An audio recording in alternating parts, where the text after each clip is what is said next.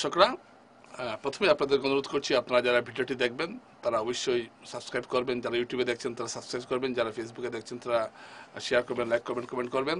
আজকের বক্তব্যটা অত্যন্ত গুরুত্বপূর্ণ। দর্শকরা আপনারা জানেন যে এনআরসিতে যাদের নাম উঠেছে, অর্থাৎ চূড়ান্ত খসড়ায় যাদের নাম উঠেছে অথচ আধার কার্ড যারা পাননি, তাদের যাবতীয় ডকুমেন্ট জমা নেওয়া হচ্ছে শিলচর সার্কেল অফিসে, বিভিন্ন গ্রামে জিপি ভিত্তিক নেওয়া হচ্ছে। তো একটা দৃশ্য এখানে দেখলাম, এই যে আপনাদেরকে আমি একটা ভিডিও দেখাচ্ছি, আপনারা দেখুন।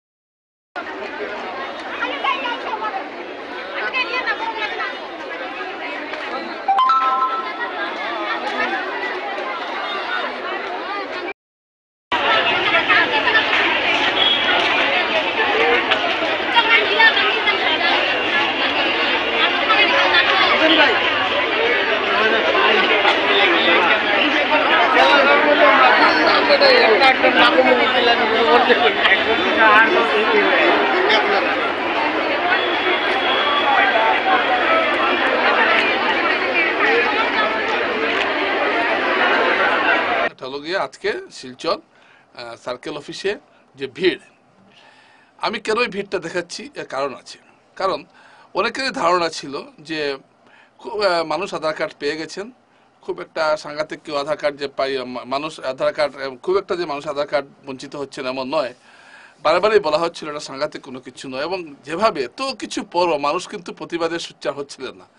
তখন আমরা যারা মোটামুটি এই বিষয়টা নিয়ে একটু কথাবার্তা বলি, অনেকে আছেন আন্দোলন করেন যে কেন মানুষের আধার কার্ড আটকে রাখা হবে। তো দেখা গেল আরো হয়েছে হয়তো তেমন মানুষ পাননি, খুব একটা মানুষ হয়তো এই তালিকায় নেই, আধার কার্ড বঞ্চিতের সংখ্যা শিলচর শহরে নেই, এটা আমরা ভেবেছিলাম, যার জন্য হয়তো কোনো আন্দোলন ডাকলে মানুষ পাওয়া যায় না, কথা বলার লোক পাওয়া যায় না। কিন্তু গত দুদিন থেকে আমার এই কথা মিথ্যা প্রমাণিত হয়েছে। এই প্রচন্ড রোদের মধ্যে মানুষ দাঁড়িয়ে আছেন। এই এনআরসি যে মানুষকে কত যন্ত্রণা দেবে আমি কিছু বুঝতে পারছি না। 4 বছর আগে যা হয়েছে মানুষ কিভাবে ঘর দুয়ার গরু মহিষ বিক্রি করে মানুষ শিলচরের মানুষ গেছেন তেজপুরের মানুষ এসেছেন হাইলাকান্দি, একটা মেছাকার অবস্থা তৈরি হয়েছিল এনআরসিতে। তো কিন্তু এখনো যেন এটা সঙ্গ ছাড়ছে না। আবার আজকে কঠোর কড়া রোদের মধ্যে দেখুন লাইনে মানুষ দাঁড়িয়ে আছেন, ভিড়, প্রচন্ড ভিড়, সকাল থেকে ভিড় চলছে। তার মানে অনেক লোকেরই তাহলে এইভাবে আধার কার্ড আটকে রয়েছে, কিন্তু এটা তো আমরা বুঝতে পারিনি এতদিন। মানুষ আসলে এমন একটা প্রতিবাদহীন হয়ে গেছে যে তার সমস্যার কথা সে আরেকজনকে খুলে বলবে না, তার সমস্যার কথা সে বলবে না। কিন্তু আজকে যখন এতদিন কিন্তু কোনো প্রতিবাদ, এতটা লোক যদি একদিন রাস্তায় বের হয়ে একটা মিছিল করতে পারতো তাহলে কিন্তু এতদিন এনআরসি ব্লকটা ছুটে যেত। কিন্তু আজকে মানুষ বেরিয়েছে কোন সময়, যখন সরকার থেকে বলা হয়েছে তোমরা কিছু ডকুমেন্ট দাও আমাকে। এর নেওয়ার অর্থ এটা নয় যে এনআরসি দিয়ে দেওয়া হবে বা ব্লক ছুটে যাবে এনআরসি, এরকম নয়। কিন্তু মানুষ কাতারে কাতারে রাস্তায় নেমেছেন, এতটা ভিড় করেছেন গত 3 দিন থেকে কিভাবে ভিড় চলছে। তার মানে শিলচর শহরে কয়েক হাজার মানুষের হয়তো এভাবে আটকে আছে। প্রতিটি বাড়িতেই হয়তো বা প্রতিটি 2টো বাড়ি বাদ দিলে একটি বাড়িতে, প্রতিটি বাড়িতেই হয়তো এভাবে আধার কার্ড আটকে আছে কোনো না কোনো সদস্যের। এই কথাটা আমি দর্শকরা এই জন্য বললাম যে মানুষের যে একটা চেতনার জায়গাটা কতটা নিম্নগামী, আমাদের এলাকার চেতনা বলতে কিছু নেই। এখন দেখুন মানুষের চেতনা উতলে উঠছে, সবাই এসেছেন। এই যে মহিলারা দেখুন এই প্রচন্ড গরমের মধ্যে এসেছেন, অনেক অনেক বয়স্ক মানুষ এখানে এসেছেন এবং এরা দাঁড়িয়ে আছেন লাইনের মধ্যে। উপরে একটা ত্রিপল বা সামিয়ানাও নেই যে রোদটা কম লাগবে, এই ঠাটা রোদের মধ্যে তারা দাঁড়িয়ে আছেন। মানুষ প্রতিবাদ করবে না কিন্তু রোদে দাঁড়াতে পারবে, এটা একটা আশ্চর্য কথা। আচ্ছা, এবার আমি একটু আসছি এনআরসির। মুখ্যমন্ত্রী বলেছেন তিনি কেন্দ্রীয় স্বরাষ্ট্র মন্ত্রকের সঙ্গে কথা বলবেন এই বিষয়টি নিয়ে, এবং মুখ্যমন্ত্রী চাইছেন যে আধার কার্ড বাঙালির যাতে সমস্যাটা সমাধান হতে পারে। দেখুন, মুখ্যমন্ত্রী সদিচ্ছা আছে আমি মানছি, কিন্তু মুখ্যমন্ত্রী চাইলেও আধার কার্ডের বিষয়টি কতটুকু কি করতে পারবেন সেটা একটা চিন্তার বিষয়। কারণ মুখ্যমন্ত্রী হয়তো এমন কিছুটা করতে পারেন যাতে আসামে আধার কার্ড ছাড়াও সবকিছু হয়ে যায়, এরকম একটা হয়তো তিনি করতে পারবেন। কলেজে অ্যাডমিশন আছে, রাজ্য সরকারের কোনো কিছু পারমিশন, রাজ্য সরকারের কোনো বিশ্ববিদ্যালয়ে ভর্তি হতে হয়তো লাগছে না, কিন্তু কেন্দ্রীয় সরকারের ক্ষেত্রে তিনি কি করবেন? ধরুন কোনো ছেলে মেয়ে অ্যাডমিশন পেয়েছে কোনো জায়গায়, তখন কি হবে? এভাবে অনেকগুলো সমস্যা কিন্তু দাঁড়িয়ে আছে। এবং এই সমস্যাগুলোর সমাধানটা কিভাবে হবে এটা একটা চিন্তার বিষয়। তো আমার মনে হয় না যে সুপ্রিম কোর্টের হস্তক্ষেপ ছাড়া এই বিষয়টা সমাধান হয়ে যাবে। আচ্ছা, সুপ্রিম কোর্ট সম্বন্ধে আপনাদের একটা কথা বলি। মহামান্য সুপ্রিম কোর্টের বিষয়টি এনআরসি আটকে আছে, এবং এনআরসি আটকে থাকার জন্য বায়োমেট্রিক্স আটকে আছে। আর বায়োমেট্রিক আটকে থাকার জন্য এই যে আধার কার্ডগুলো আটকে রয়েছে, প্রথম তালিকার নাম বাদ গেছে, দ্বিতীয় তালিকাদের নাম উঠেছে, তখন বায়োমেট্রিক্স নেওয়া হয়েছিল, কিন্তু আধার কার্ড ব্লক হয়ে আছে। এই ব্লকটা একমাত্র সুপ্রিম কোর্টের আদেশে ছুটতে পারবে। এটা মুখ্যমন্ত্রী বা অন্য কেউ চাইলে এটা হবে না, এটা সুপ্রিম কোর্ট। এখন সুপ্রিম কোর্ট কিভাবে এটা আদেশটা দেবে? কারণ সুপ্রিম কোর্টে কেসটা জমা হয়েছে, সুপ্রিম কোর্ট গত 4 বছর থেকে এই বিষয়ে কোনো হস্তক্ষেপ করছে না। হাজার হাজার মামলা জমে আছে সুপ্রিম কোর্টে। তাই কোন সময় এনআরসি মামলাটা দেখা হবে এটাও কেউ জানেন না। ইতিমধ্যে সাংসদ সুস্মিতা দেব এনআরসি যে 27 লক্ষ লোকের নাম আটকে আছে, এই ব্লকটা ছোটানোর জন্য একটা আবেদন করে বলেছেন, একটা জনস্বার্থমূলক একটা মামলা করেছেন। এটা করেছেন 2021 সালে। কিন্তু দুঃখের বিষয়, প্রায় 2 বছর হয়ে গেল এই মামলায় শুনানি হলো না। যেদিন মামলার তারিখ পড়ে সলিসিটর জেনারেল আসেন না, যার জন্য মামলাটা এগোচ্ছে না। সুপ্রিম কোর্ট একবার এই মামলাটা শুনানি শুরু করেছিল, একটা শুনানির পরে মামলাটাকে স্থগিত রাখা হয়েছে। কারণ ওই মামলা যখন চলছিল তখন একনাথ শিন্দের শিবসেনা আসল না না উদ্ধব ঠাকরে শিবসেনা আসল, এই নিয়ে একটা মামলা চলছিল। তো সেটা একটা গুরুত্বপূর্ণ মামলা ছিল। তাই এই মামলাটাকে 27 লক্ষ লোকের ভবিষ্যৎ জড়িত আছে, এই মামলাটাকে হয়তো কম গুরুত্বপূর্ণ মনে করা হয়েছে। তো এটাকে বাদ দিয়ে সেই মামলাগুলো চলেছে। এখন পর্যন্ত এই মামলার কোনো তারিখ পড়েনি।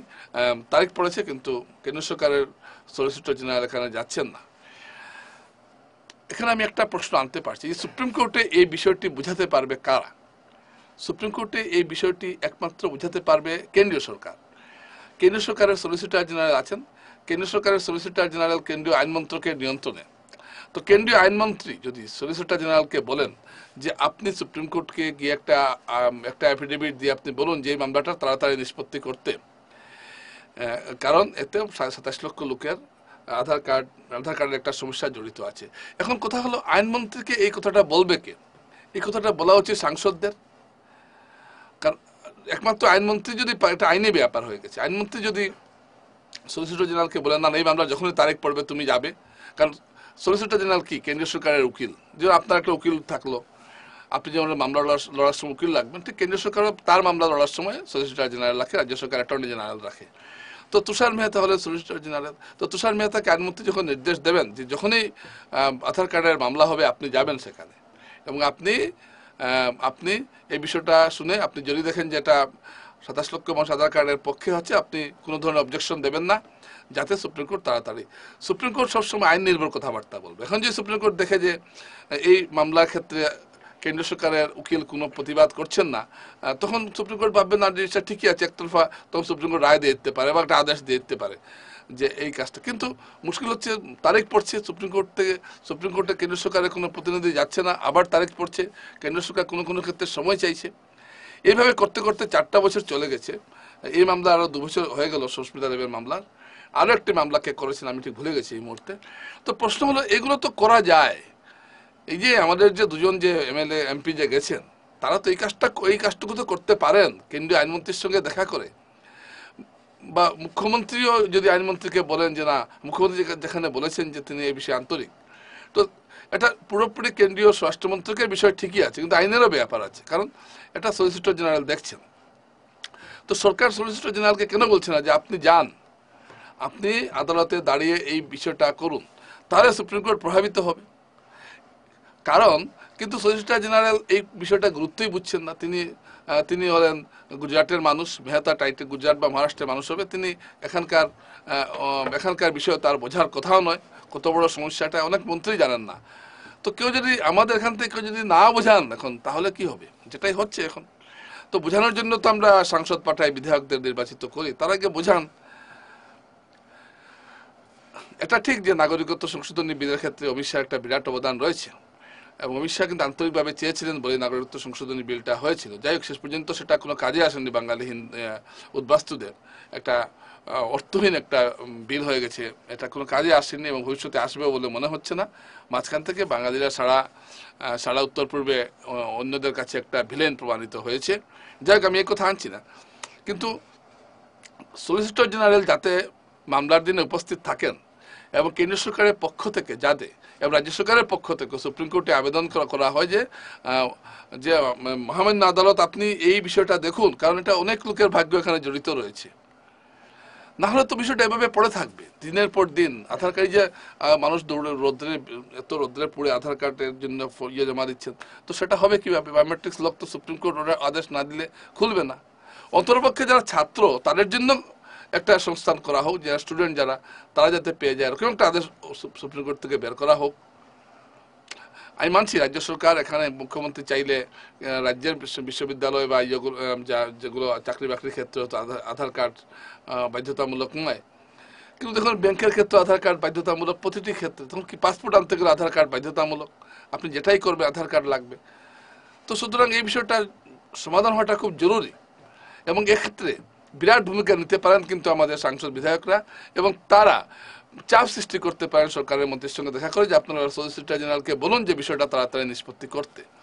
কিন্তু দুঃখের বিষয় এসব হবে না আমি জানি, কারণ এইসব বিষয়কে ওই যে বললাম আমাদের যারা ভুক্তভোগী তারা এটাকে গুরুত্বপূর্ণ মনে করছে না। আজ এত লোক যে আধার কার্ড পায়নি, আমি তো চোখে না, আপনারা আমার ছবিটা দেখুন, বিশ্বাস করতে এতটা লোক আধার কার্ড, এটা তো কম, আরো ভিড় ছিল কিছুক্ষণ আগে। তো এই যে তো কাতারে কাতারে লোক আসছে, তার অনেকে আধার কার্ড পায়নি। কিন্তু আপনি শুনেছেন কেউ কোনো প্রতিবাদ করতে?